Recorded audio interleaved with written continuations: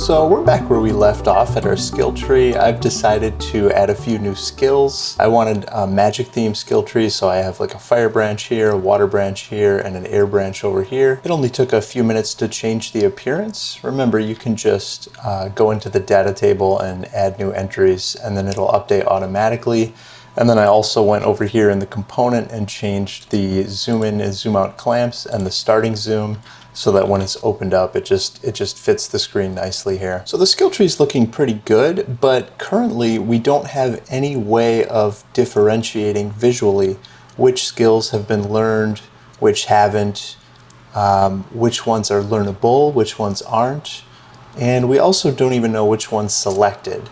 So for example, if you select here, go down here, go here, go here, and then I look over here and I might forget which one I had selected, so it doesn't even show that. So in this video, we're going to make this research button do something. We're going to add the ability to learn a skill, and we're also going to introduce the concept of node states. So each node will know and update the state that it's in and visually update its appearance accordingly. So we're going to make it so when we click this research button, it calls an event in the component, because remember, the component is the brain of the whole system, and then from there the component will talk to the individual parts of the system. So in the content browser, we're going to go to the MISC data folder. We're going to open up the I skill tree component, and we're going to make a new interface call function called learn skill, and that can go in this internal section here, and we're going to give it one input called node, and that's going to be the node's name in the data table. And we can compile that, close it, and now we'll open up the details widget, and we'll go down to the train button,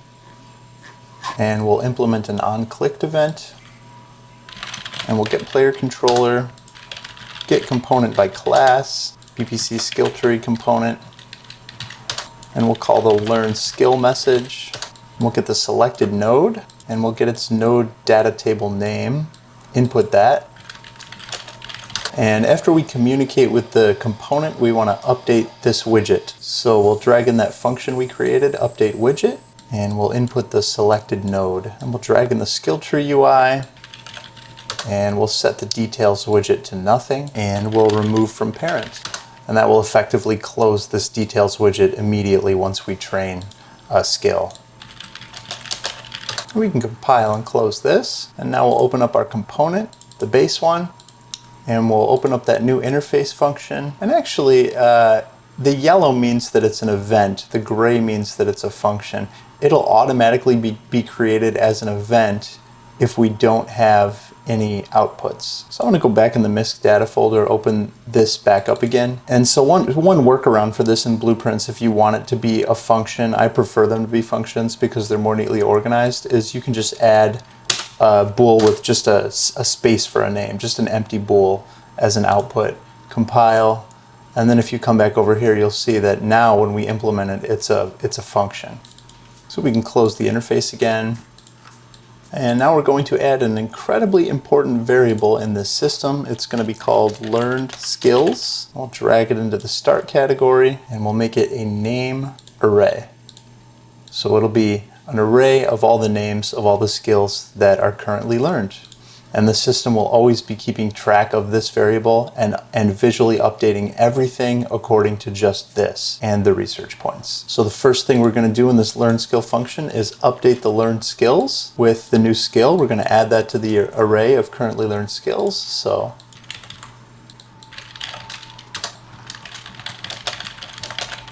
and now we're going to have our component communicate with various parts of the system. First and foremost, the skill tree widget itself. And to do that, we're going to create an interface that the skill tree widget will have. We're going to go back to the content browser, MISC data folder, right click, go to Blueprint, make a new interface. I'm going to call this I_skill tree UI. Open it up, and we're going to add a few functions in here. The first one's going to be called node learned. And we'll make a category for that, call it skill tree UI. And then we can duplicate that function 3 times. The second one will be called update children of node. The third one, reflect updated research points. And the fourth one, update details widget. The node learned will have an input called node, and it'll be a name.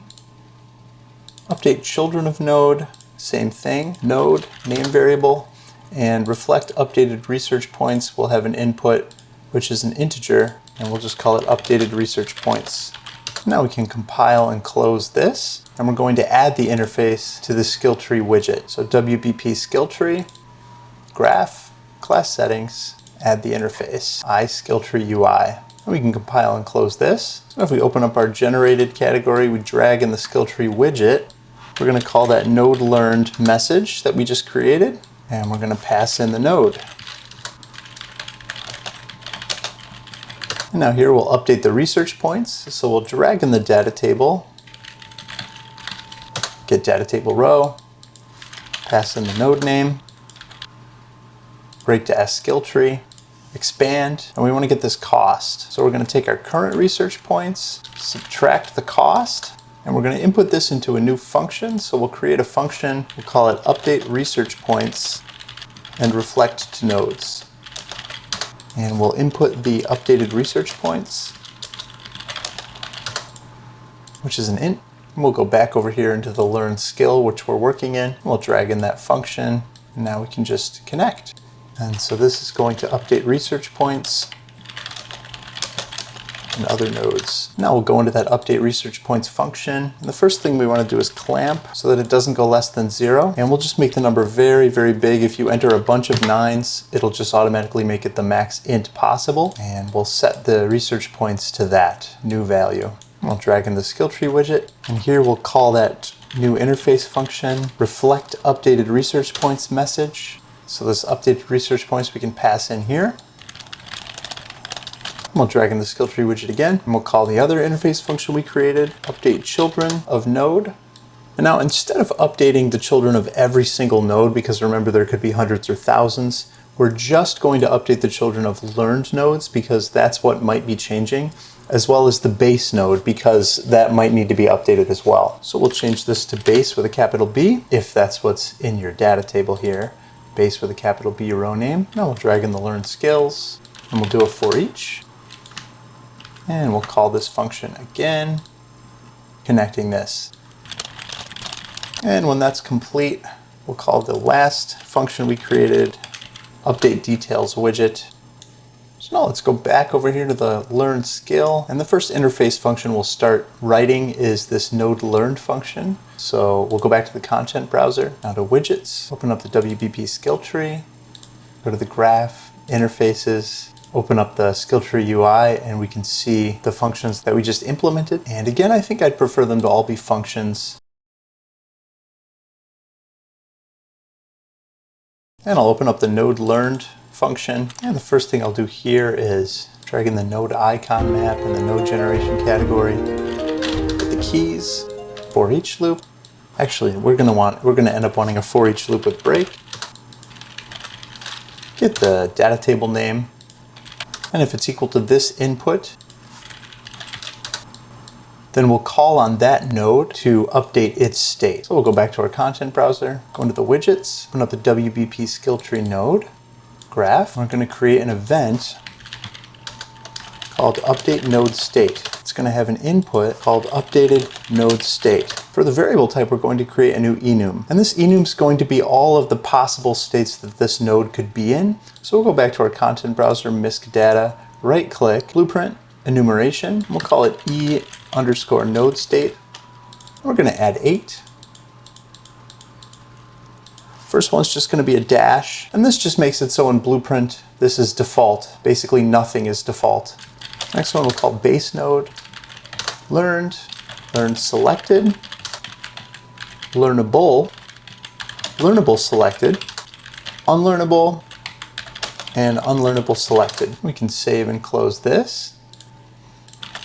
And now we can set our variable type to that. Let's compile and come back over to the WBP skill tree. And in the node, we're going to call that function, update node state, if true, and we'll update it to learned selected. And now in our skill tree node here, we're going to make 2 new variables. One's going to be called connector, and this is going to be the connector associated with it, the one that leads up to it from its parent node. And so that's going to be a WBP skill tree connector object reference, and it wants to be instance editable expose on spawn. And we'll see why in a second. And the next variable wants to be called node state, and this is going to be the enum that we just created, and it's going to track its node state. And this one also wants to be instance editable, expose on spawn, compile. Now we're going to set these when we do spawn the node. So we're going to go back in the skill tree, into the procedural tree generation, into the add node branching function. I'm going to right click this create WBP skill tree node widget and refresh, and we'll see those two that we just created. So for this connector, you can see when we created it, we created a local variable here. So we'll go down to local variables and just input that connector. So now each node knows which connector is associated with it. And now for this node state, we're going to do some logic at the very beginning of this function to determine which state the node should be in when it first gets created. So let's add a new pin, and we'll drag each one down because this one's going to go first. And we'll come to the top here, we'll drag in the skill tree component, get learned skills, and if this contains the node function input here, so in other words, if it's been learned, and now we can connect that, and we're going to set the node state to learned. So we'll create a local variable of that new enum type. So if this is true, we'll set it to learned. Then we'll do a check if this node is equal to base, and we'll set the state to base node. And finally, we'll determine if it's learnable or unlearnable. And in order to do that, we'll go back on our skill tree component, and we're going to create a new function, call it enough points to train, question mark. It's going to have an input called node name, which is a name. And from here, we're going to get data table row, input that, break. And so if our research points is greater than or equal to the cost, and we can click here, we're going to make an output, call it yes/no, and make it a bool, and plug it in here, and compile. Come back over here in the WBP skill tree widget. Now we'll drag in our skill tree component, and we'll call that function, and drag in skill tree component, get learned skills. And if that contains this parent input, function input, or if this parent input is the base node, I'll explain this in a second, and bool here, now we can determine the node state. If it's true, it's going to be learnable, and if it's false, it's going to be unlearnable. And we'll connect this. So basically what this is saying is it's trying to determine if it's learnable. If it's learnable, if it has enough research points to train it, and its parent node has already been learned, or its parent node is the base. Because skills far down in a tech tree that are far disconnected from what's already been learned obviously can't be learned.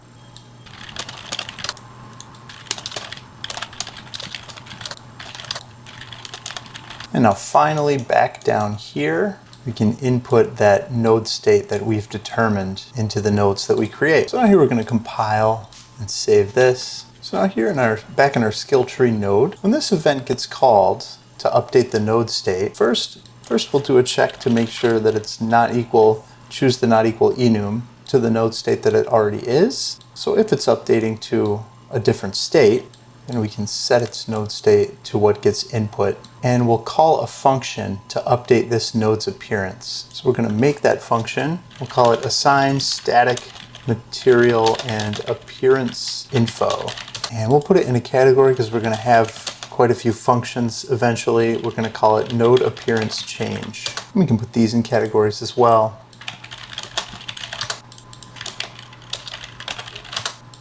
We can come back here to the event graph, and now we can drag that new function in. And we'll write this function a little bit later, but we're going to put that on hold for now. We're going to finish what we were doing with all of these function calls in the component.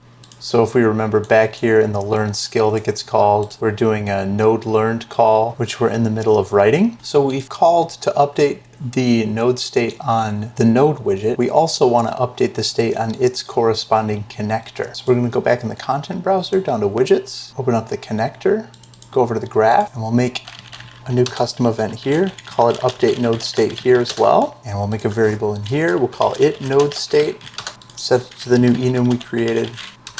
We'll drag it in and we'll set it to learned. We can also make this instance editable, expose on spawn, and we can go back into the WBP skill tree, add node branching function, right click, refresh, and input that node state that we calculated here as well. Come back over here to the connector. We can drag in that image and set brush from material. And we can promote this to a variable, call it learned material. We'll see why a little bit later. While we're at it, we can duplicate this and we can create another one called unlearned material.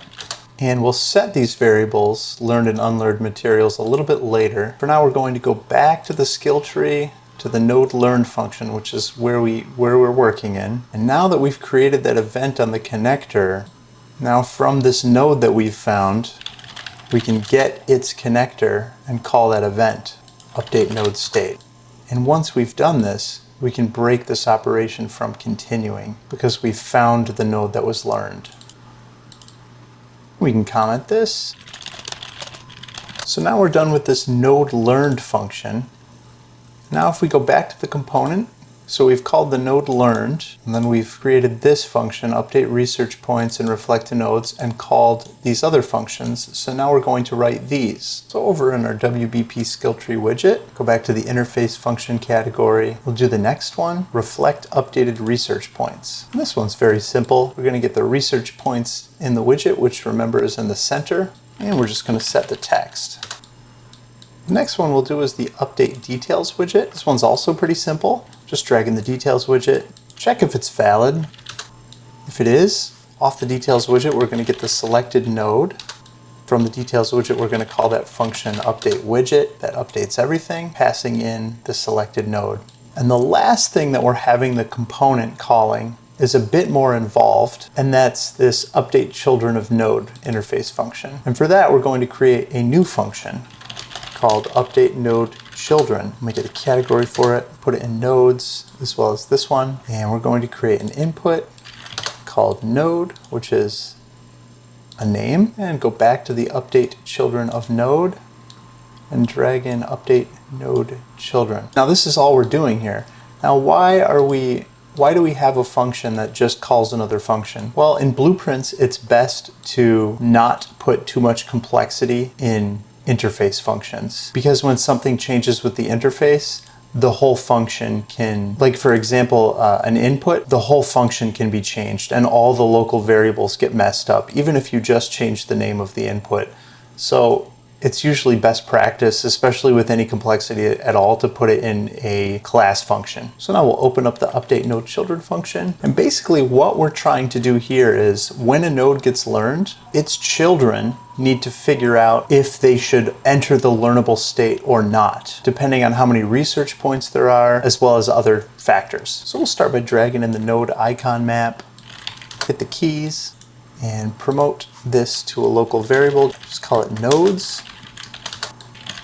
Drag in the data table row of this node input, break to skill tree, and let's do a for each off of the child nodes. And now from this local nodes variable, we want to do a for each with break. And we can promote this to a local variable and call it node. From here, get the node DT name. And if it's equal to this, and we can comment this before we continue. This just finds the node's children, and for each one, we want to make sure it's not already learned. So we'll drag in the node and check its state. And not equal enum, copy paste. If it's not equal learned and it's not equal learned selected, so we'll do an and bool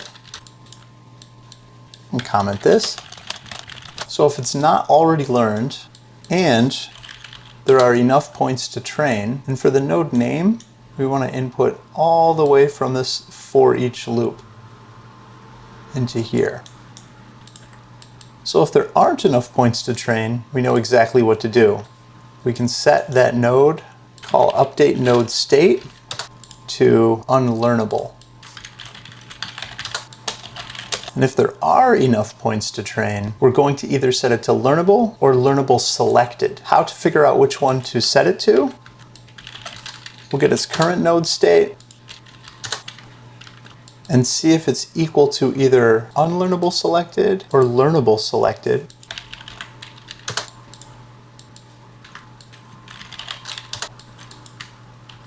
So if it's already selected, then it's going to be learnable selected. And if not, then it's just going to be learnable. And so now, as a performance gain, to prevent it from iterating over everything in this nested for loop, we're going to break at the end of each execution. So we'll drag these, maybe you can double click, add a reroute, drag these long wires to the break.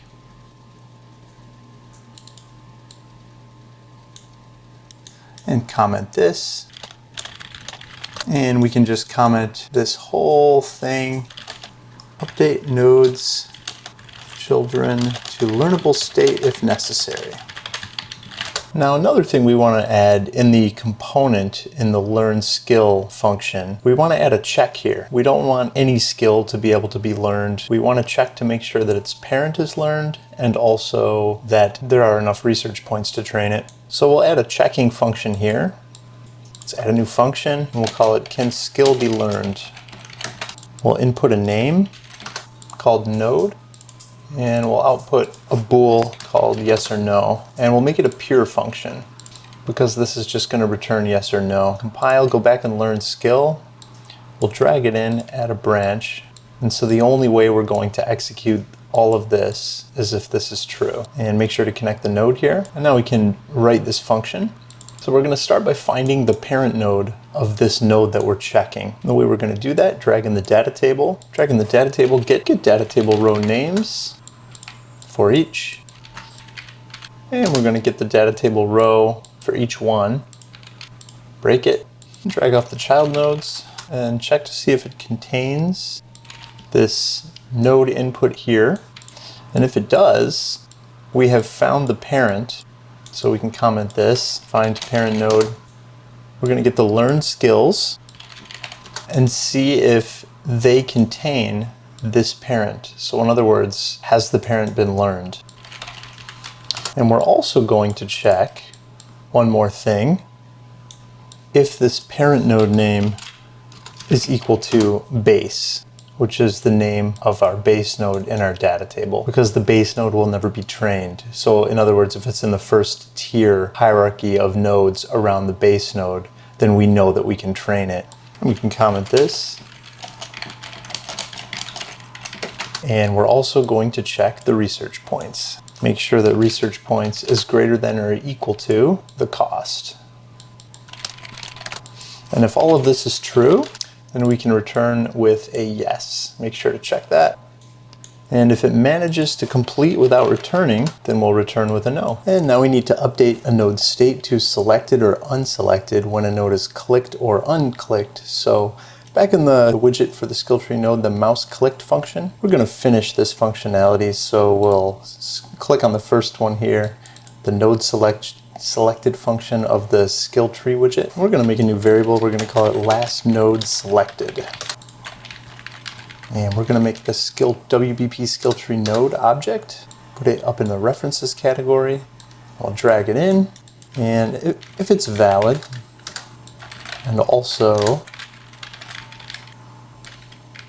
not equal to the node widget, in other words, not equal to itself, then we're going to call a node unselected function on it. So we'll create a new function, call it node unselected, move it to the nodes category, come back here to the node selected. We're going to call an unselected function on that node. So go into the WBP skill tree node.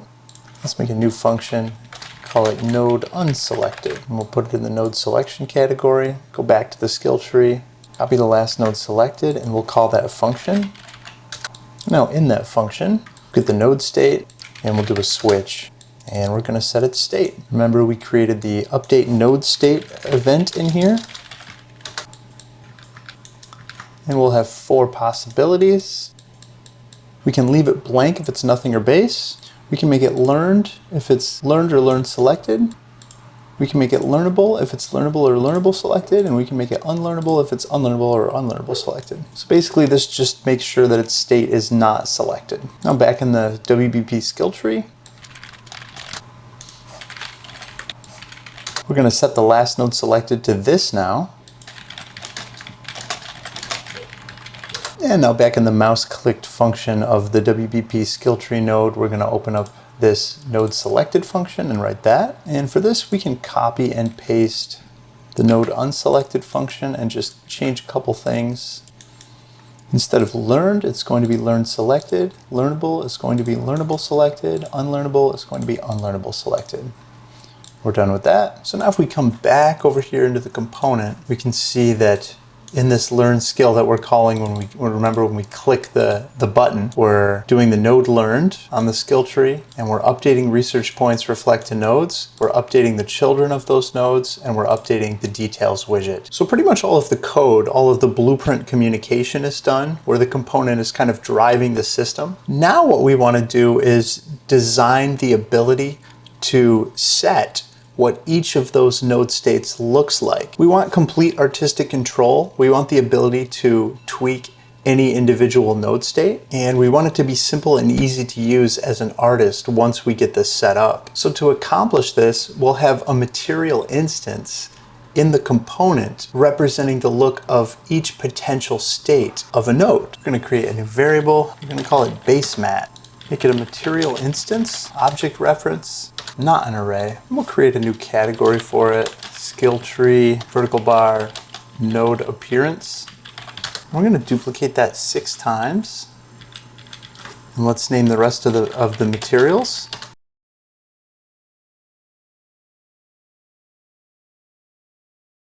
And in the connector appearance, we'll also make a learned connector, duplicate that, and an unlearned connector. So in total, we have 9 different material instances for the different looks of the different parts of our tree. 7 for the nodes, 2 for the connectors, and this gives us complete artistic control. And now we just need to make it so the nodes and connectors can call on the opponent to get this information when they need it. So we're gonna open up our interface again, go into MISC data, iSkillTreePC component. We're gonna make 2 functions, get node appearance info and get connector appearance info. And we'll put them in the internal category here. So the get node appearance info is going to have an input of node state, which is the node state enum, and it's going to have an output of material, which is a material instance.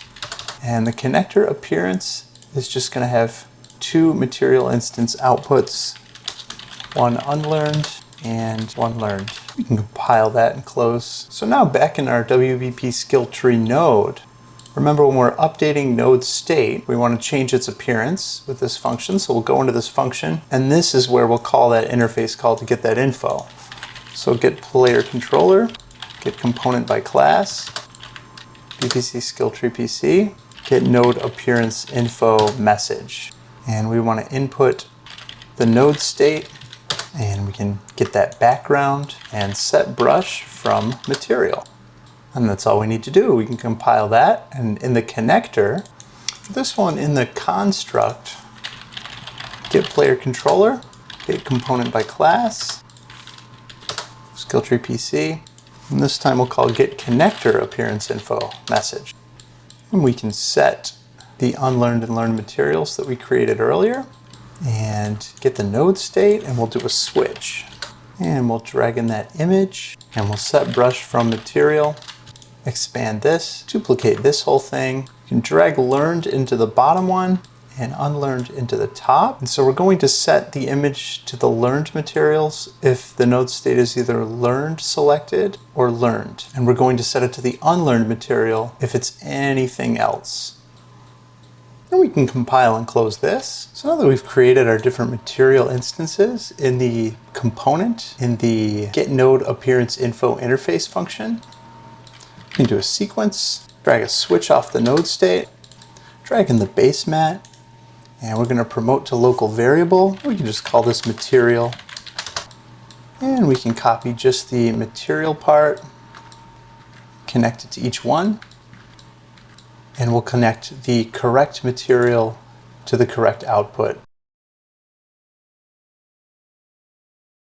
So once we've determined which material to apply based on the node state, we can return that material. And in the get connector appearance info function, this one's even simpler. We just drag in the unlearned and learned materials. Now, one last small thing we forgot, if we open up the WBP skill tree node, we want to take this assign static material and appearance info and also call it on construct. Now back in our content browser, in the components section, we can open up the child component, which remember is the one that we're using.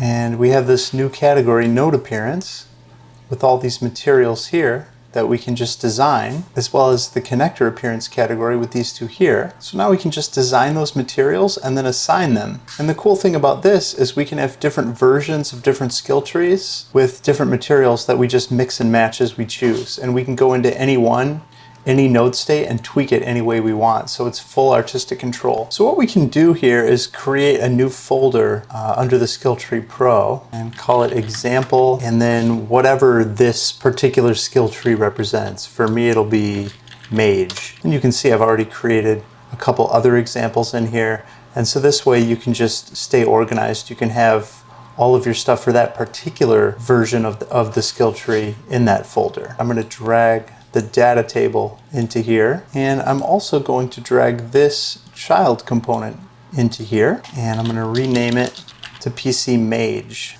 and I can call this DT skill tree Mage. This is going to be the Mage skill tree. And the way that I found is a good way to design this is create a template material instance and then base all of the other instances off of that, and then you can just tweak the template and it'll tweak all of your other material instances where you haven't activated that parameter to override it. So I'm going to go to the materials here, and I'm going to drag this M node instance into the Mage example here.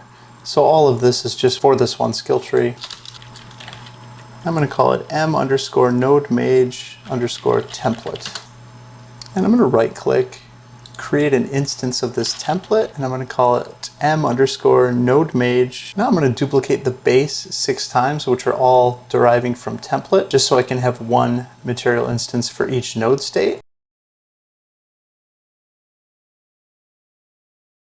And now the ones that are selected, so learnable selected, for example, I can open up, and I've found that it's nice to base those off of the unselected versions of those. This one's learnable selected, so its parent will be learnable, and this one's learn selected, so its parent will be learned.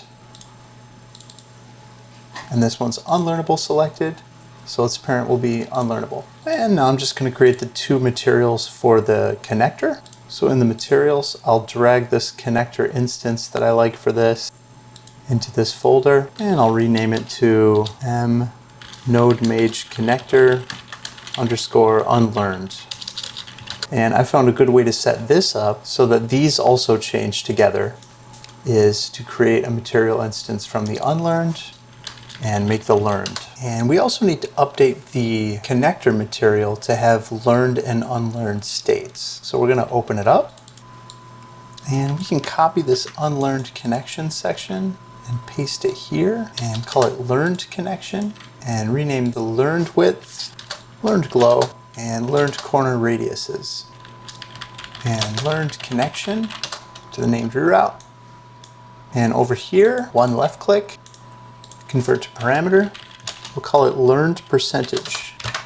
Set it to 1 and create a named reroute, call it learned percentage. And now we want to use it. So here, that learned percentage, we want to do a 1 minus, and instead of this 0, we can control left click and use this. And we're also going to use it here in the learned connection. The learned glow will multiply by the learned percentage before piping it into the glow max. And over here in the output section, now we can take both colors into account. So we'll copy, paste this, and we'll call this learned tint, and we'll left click by the ends gradient, and I'll make the default for the unlearned tint something like gray, and then the default for the learned something like this blue color. And the opacity is going to change a bit too. We're going to take the learned connection, add it to the mist, And we're going to copy this unlearned opacity and name it learned opacity. Put it into B, and this is the learned opacity. And we're going to multiply this by missed opacity and do alert between these two. Right click, promote to parameter. And we're going to call this missed dictates learned opacity, and this is an artistic touch. Default will be 0. And we can delete this missed, inputting this into the max here. And we can comment this whole section. This is the opacity and the color. So essentially what this is doing is the unlearned opacity is always showing, and the learned opacity will have the ability to overlay on top of that. And now we're going to categorize the parameters so it makes more sense when we're working with it within the editor. So we'll set this learned percentage to its own group, call it %learned. And we'll set everything to do with the unlearned state to its own group. So unlearned width, glow, corner radii, opacity, and I'm just control clicking, and tint. These can all be one unlearned state. And the learned width, glow, corner radii, ends fall off,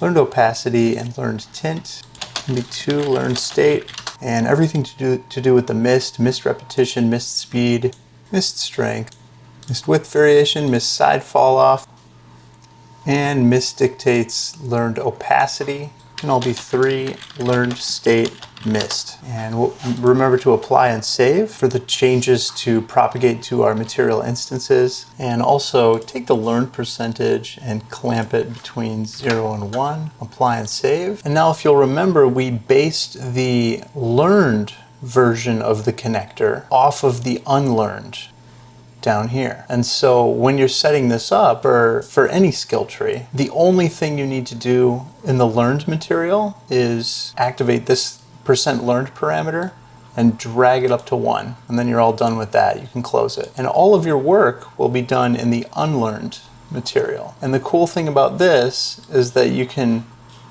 drag this down to see the change that will happen when the connection goes from unlearned to learned. We don't have smooth transitions yet, where it'll kind of just slowly go and expand, but we will eventually.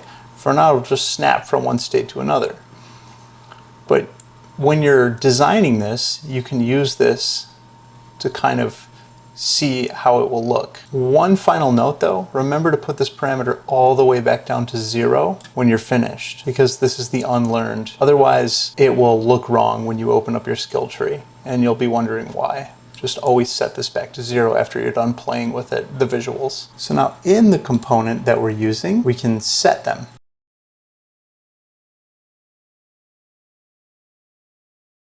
And now if you open up your skill tree, you won't see any changes, but under the hood, you have full flexibility of how you want to change the look and appearance. And now if we fire up our system, after some artistic tweaks to the materials, we can see all of the different node states in action. We can see this base node state here, and then we can see this learnable node state here, and then this unlearnable node state. And if we select one of these unlearnables, it becomes unlearnable selected, and when it's this one over here is selected, this one goes back to unlearnable, and this one's now unlearnable selected. This is learnable if we select it. Now this is learnable selected state. So they all have different states, and if we click to research one of the learnable selecteds, now this becomes in the learned state, and we can see this kind of energy flowing out from the center into this now glowing node, which is learned selected. And that's why it has this yellow ring around it. You can see it if we kind of zoom in here. And if we deselect it, it fades slightly. It kind of changes a little bit. These are just artistic tweaks. We can do the same for these. And you can see the energy just kind of flows out in every direction. Let's say I want to be a fire mage. And now we can see all of our node states in action, and it looks much better. It's really starting to come alive. And I can show you guys, if you're curious, what I did, what parameters I chose to set it up this way. So the way I've set it up, and the way I recommend setting this up, is For each version of the skill tree you have, you can just have one folder, example underscore something. So this is example underscore mage. And in that folder, you can have the icons and the pictures for that version of the skill tree. And then you can have one component, which is a child component of our component here. And the reason you want that is so you have these neatly organized categories here. And then you're going to have its own data table, right? Because each skill tree is going to have its own skill hierarchy and its own everything. So you're going to have its own data table. And then you're going to have its own materials for the nodes and its own materials for the connectors. And so if you open up that child component, you can see that its data table is referenced here, and its connector and node materials are referenced here. And the beautiful thing about this is because it's all linked in the component, that's all you have to work in. You don't have to open up anything else. You don't have to do anything else, dig through folders. You just open up the component, and everything is here right where you need it. And, you know, let's say I want to make a change. Let's say, you know, I'm working with this and I decide, I want, you know, a learned node to, for whatever reason, look different. I can just go into the learned mat now, and I can say, oh, maybe I'll make the center tint red for whatever reason. And then you open it up and learn that node, and now the center is red. And it's that easy. So I'm going to show you guys how I set this up, just in case you guys like the look and feel of this version of the tree. I've opened up all the materials in here just so we can have a quick look at them, and you can see how easy it is to artistically control everything and make changes once you get this set up and get the hierarchy the way it's supposed to be. So remember, we made this template material, which all of the node state material instances are based off of. And so in this template, you kind of get the basic look and feel that you think you might want. And so you'll enable all the parameters and you'll set them all to some look. And then you can design your base node from that, which is a child of the template. And all you do in any of these is just enable the parameters that you want. Just override the ones you want. Leave all the rest of them off. And if you want, you can just kind of disable them as you're working and see the changes that you've made. And so as we go through these, you'll see that I actually didn't make very many changes from that base node. Like this is a learnable. I gave it a highlight basically.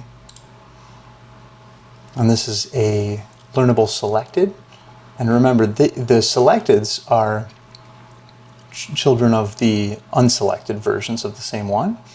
And the reason I set it up this way is because I want it to look like the unselected version, but kind of modified, because that kind of makes sense. When you select a node in a skill tree, it's not going to, usually it won't change drastically. It'll be the same thing, but something will happen.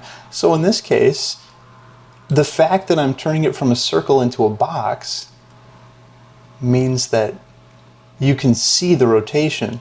So now it has this emergent property of seeming like it starts to rotate, when in fact it was already rotating the whole time. So you can do tricky little cool things like this. And then if we go into the learned here, only a couple things are selected in each one, just to get it looking the way that I want it to look. This is unlearnable selected. And remember, in the connector materials, you don't have to do anything with the learned connector material. You just activate this, put it all the way up to 1, that one's done. You do everything in the unlearned connector. And remember, you can play with this slider to check out the difference. You can't really see the difference here, but actually just remember, when you play with this slider, bring it all the way back down to 0 so the system works appropriately. You can't really see the difference here because the unlearned tint is so low, but if we change it to something like that, you can kind of see what I'm going for here. But anyways, so yeah, that's actually how I designed it. Is I had it like this, and then I kind of brought it all the way down and kind of continued to fire up the game and saw what looked good. I wanted something real subtle just to kind of show the connections here. So again, the absolute beauty of this system is that now that we've got it all set up, we have full artistic control from right here in the component. So now that we've got it looking we've got the basic functionality working and we've got it looking the way that we want. There are still a couple things that we want to fix. The first thing is when we are selecting nodes and then we click off the node somewhere under the skill tree, we have no way to deselect a node other than to select another node. And it would be nice to be able to click on the skill tree, have that node go back to its unselected state, and close the details widget when we do that. So to do that, we'll come over here to the WBP skill tree widget, the mouse clicked function, and we'll add some left click functionality to it. So we're going to copy this down here and change this to left mouse button. We're going to drag in the details widget, and if it's valid, we will just remove from parent and clear out the reference. And let's make a reroute here and connect the not valid pin so it executes the next step in the functionality. We'll drag in the last node selected, and if this is valid, we're going to call that node unselected function on it. And then we can return. And we'll comment it. And we forgot to connect this mouse button into the get affecting button here, compile. Now if we fire up the game, and we select a node, and then we click in the skill tree, it goes back to its unselected state, and the details widget closes. And rather than removing from parent, we could also use that fade out then destroy function of the base widget here, and it has kind of a different effect. So we can use that instead. It's an artistic choice. And now the last thing that we want to fix today is when we select a learnable node, we can see the research button and it gives us the ability to select it. But the same thing is true when we select an unlearnable node. We can see the research button. It doesn't do anything when we click on it because we've programmed it into not, but we still shouldn't even have this. So we're going to fix that. So in the WBP skill tree details widget in the update button function, we had previously just programmed the button to become visible or invisible depending on research cost. That was just a temporary thing. We're going to delete that and we're going to write it correctly now. So we're going to drag in the selected node, and now that we have the node state, we can get it and we'll run a switch. And we're going to do different things depending on if it's true or false. So we can copy and paste. Now we're going to take the train button and we're going to set the visibility, and we're also going to take in the untrainable, the trained, and the research cost holder. And we're going to play with the visibility of each of these. And we can select the whole thing and comment it. We'll call it learned. And then we're going to select the whole thing and paste it twice. And we'll name the second one learnable and the last one unlearnable. Now, if it's learned, we want to hide the train button, hide the untrainable, not hit testable self, only the trained, and collapse the research cost holder. If it's learnable, we want the train button to be visible, we want untrainable to be hidden, trained to be hidden, and the research cost holder to be not hit testable self and all children. And if it's unlearnable, the train button will be hidden, the untrainable will be visible, trained will be hidden, and the research cost holder will be not hit testable self and all children. Now, it's easy to decide which ones will pipe into the learnable because we need enough research points and it has to be learnable in the learnable state. So we're going to just pipe in the learnable and the learnable selected from the top, and then we're all done with this. And for the learned, it's going to be if either one is learned or learned selected, and we can also make that the default. And all the rest of the outcomes will pipe into unlearnable. Now if we fire up the game, open it up, we click on a learnable node, we see that research button and the research cost here. We click on an unlearnable. Now it says the research cost here, and it's not currently trainable. There's nothing to click on. Go back here, train this, and now click here. Now we do see it. And if we click on something that's already learned, it just says trained. So now everything is working exactly the way we want it to. Currently, when we select a node, it pops into that node state. And when we train it, it pops into the learned state, and it's a bit jarring. So to bring the system visually to the next level, In the next video, we're going to implement functionality to smoothly transition between the states. And when we learn a node, the connector is going to grow. We're going to see the energy kind of go down this channel and fill it, and then fill out the node. And basically it's going to be animated. So see you in the next one.